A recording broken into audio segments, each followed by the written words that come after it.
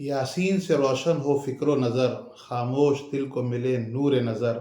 आगाज़ करें इस कलाम अज़ीम से जो बख्शे इंसान को मकसद नज़र। नाज़रीन, सूरह यासीन जिसे कुरान मजीद का दिल कहा जाता है, अपने अंदर बेशुमार फ़ज़ाइल और बरक़ात समेटे हुए है। एक रिवायत में आता है कि हक़ ताला शानू ने सूरह ताहा और सूरह यासीन को आसमान और ज़मीन के पैदा करने से 1000 साल पहले पढ़ा, और जब फरिश्तों ने सुना तो कहने लगे, कितनी खुशकिस्मत होगी वो उम्मत जिस पर ये कुरान उतारा जाएगा। कितने खुशकिस्मत होंगे वो दिल जो इसे याद कर कर अपने सीनों में महफूज कर लेंगे। कितनी खुशकिस्मत और अच्छी होंगी वो ज़बानें जो इसकी तिलावत करेंगी। एक हदीस में है कि जो शख्स सूरह यासीन को सिर्फ अल्लाह को खुश करने के लिए पढ़ता है, उसके सारे पिछले सगीरा गुनाह माफ़ हो जाते हैं। इसी तरह जो शख्स सूरह यासीन पढ़ता है, हक़ ताला शान उसके लिए 10 कुरान मजीद का सवाब लिखते हैं। चुनांचे हमें चाहिए कि सूरत को पढ़कर अपने मुर्दों पर बख्शें। एक रिवायत में है कि हुज़ूर अकरम सल्लल्लाहु अलैहि वसल्लम ने इरशाद फरमाया कि मेरा दिल चाहता है कि सूरह यासीन मेरे हर उम्मती के दिल में हो। इसीलिए मौलाना अशरफ अली थानवी रहमतुल्लाह लिखते हैं कि जो शख्स सुबह को सूरह यासीन पढ़ ले, उसको शाम तक कोई परेशानी लाहिक नहीं होती, और जो शाम को पढ़ ले उसको सुबह तक किसी किस्म की परेशानी नहीं होती है। हज़रत अता इब्न अबी रबाह कहते हैं कि मुझे हुज़ूर अकरम सल्लल्लाहु अलैहि वसल्लम का इरशाद पहुँचा कि जो शख्स सूरह यासीन को शुरू दिन में पढ़े, उसकी तमाम दिन की सारी ज़रूरतें अल्लाह पूरा कर देता है। जो शख्स सूरह यासीन को पढ़ता है, उसकी मग़फ़िरत कर दी जाती है। भूख की हालत में पढ़ता है, उसको सैराबी का सामान हो जाता है। जो रास्ता भूल जाए, सूरह यासीन पढ़ ले, रास्ता मिल जाता है। कोई चीज़ उसकी खो जाए, सूरह यासीन पढ़ ले, अल्लाह वो चीज़ उसको लौटा देता है। ऐसी हालत में पढ़े जब अंदेशा हो कि खाना कम होने का खौफ हो, तो सूरह यासीन की बरकत से खाने में बरकत हो जाती है। किसी की जान निकलने में दिक्कत हो रही हो, नज़ा की हालत हो, ऐसी सूरत में सूरह यासीन पढ़ने से उसकी नज़ा की हालत में सहूलत हो जाती है। यहाँ तक कि अगर किसी औरत को बच्चे होने में दुश्वारी हो रही हो, तो उसको अगर सूरह यासीन पढ़कर सुनाई जाए या वो ख़ुद पढ़े तो सहूलत हो जाती है। अलगर सूरह यासीन एक ऐसी अजीम शान सूरत और ऐसी नेमत बेबहा है जिसकी रोज़ाना तिलावत करने वाला, हमेशा विर्द रखने वाला, मुश्किलात से, परेशानियों से कभी नामुराद नहीं होता। उसको एहतमाम से पढ़ना चाहिए, अपनी आदत बनाना चाहिए, घर में भी इसका माहौल बनाना चाहिए। छोटे बच्चे हों तो उनको शुरू से इसको याद करवा देना चाहिए। उनसे ये कहा जाए कि आपको इसको दिन भर याद करना है और अपनी ज़िंदगी में उसको रोज़ाना एक मरतबा तो कम से कम पढ़ने का मामूल बनाना है। लेकिन ये बात हमेशा पेश नज़र रहनी चाहिए कि सूरह यासीन हो या पूरा कुरान करीम, उसे महज पढ़ लेना ही मकसूद नहीं, बल्कि समझ कर पढ़ना असल मतलूब है।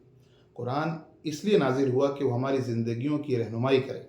सूरह यासीन को नाजिल करने का जो मकसद है और उसके ज़रिए जो बरक़ात और असरात हासिल होने हैं, वो उसी वक्त पूरी तरह हासिल हो सकते हैं जब इंसान उसे शऊर, गौर व फ़िक्र और समझ के साथ पढ़े। अगर उसके साथ तफसीर भी समझ में आ जाए तो कुरान करीम के पैगाम को समझना नहायत आसान हो जाता है, और यही फ़हम इंसान की सोच, अमल और ज़िंदगी को बदल देती है।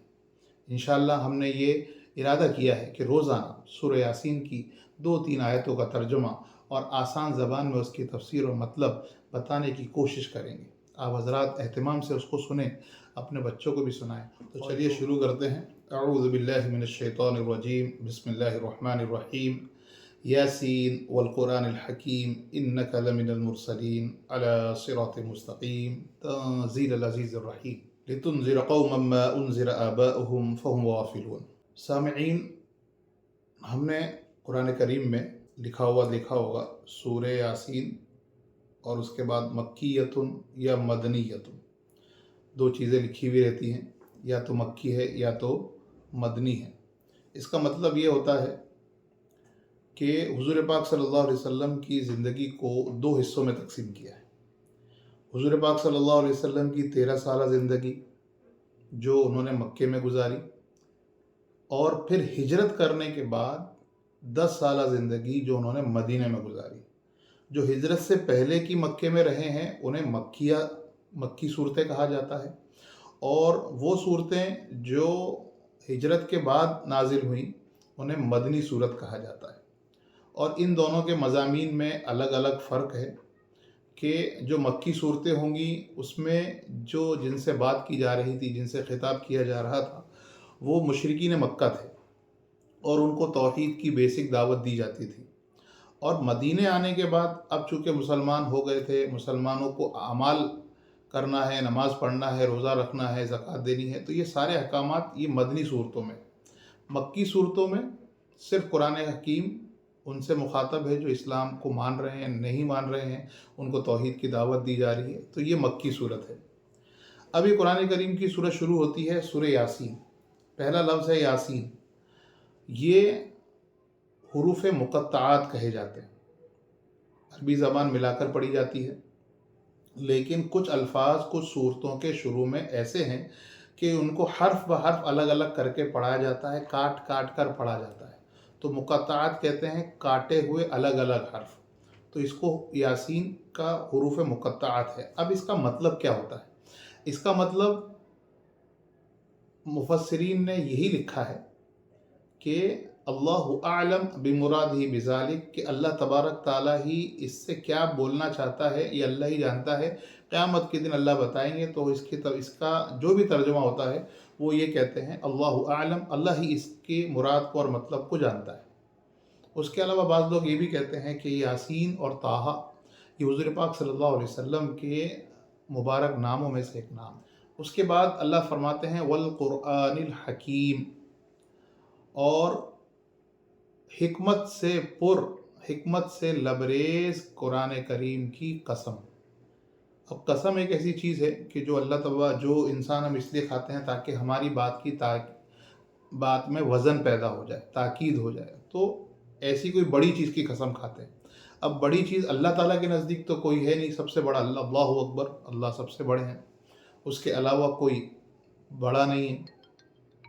تو اللہ تبارک تعالیٰ جب قسم کھاتے ہیں تو اس کا یہ مطلب ہوتا ہے کہ قرآن حکیم گواہ ہے، یا اس کی اہمیت بتلانا مقصود ہے کہ قرآن حکیم جو ہے یہ گواہ ہے اس بات پر انک لمن المرسلین، کہ آپ رسولوں کی جماعت میں سے ایک رسول ہیں، کیونکہ مشرکین مکہ سیدھا ہی نفی کرتے تھے کہ آپ رسول کوئی نہیں ہے۔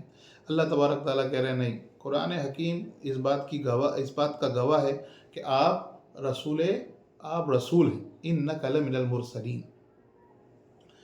پھر اس کے بعد جو دوسرا جملہ ہے علی صراط مستقیم، آپ اللہ کی جانب سے بھیجے ہوئے رسول بھی ہیں، اور علی صراط مستقیم، اور آپ جو کام کر رہے ہیں بالکل صحیح ہے، سیدھا راستہ وہی ہے جس پر آپ جمے ہوئے ہیں اور جو آپ کام کر رہے ہیں، علی صراط مستقیم۔ پھر آگے قرآن کریم کے بارے میں بیان کیا جا رہا ہے کہ یہ تنزیل العزیز الرحیم، یہ قرآن اتارا گیا ہے اس ذات کی طرف سے جو عزیز ہے، جو غالب ہے، ہر ایک کے اوپر فائق ہے، اور رحیم، وہ رحم کرنے والا ہے، رحیم ہے۔ کہ قرآن کریم کا نازل کرنا اللہ تعالیٰ ہمارے بندوں سے کیا چاہتا ہے، یہ قرآن کریم سے نازل کر یہ اس کی رحمت کا سرچشمہ ہے۔ تو یہ ایسی ذات کی طرف سے نازل ہوا جو تنزیل ہے۔ اصل میں یہاں پر دو رد ہیں جو عام طور پر حضور پاک صلی اللہ علیہ وسلم کو لے کر مشرکین اعتراض کرتے تھے۔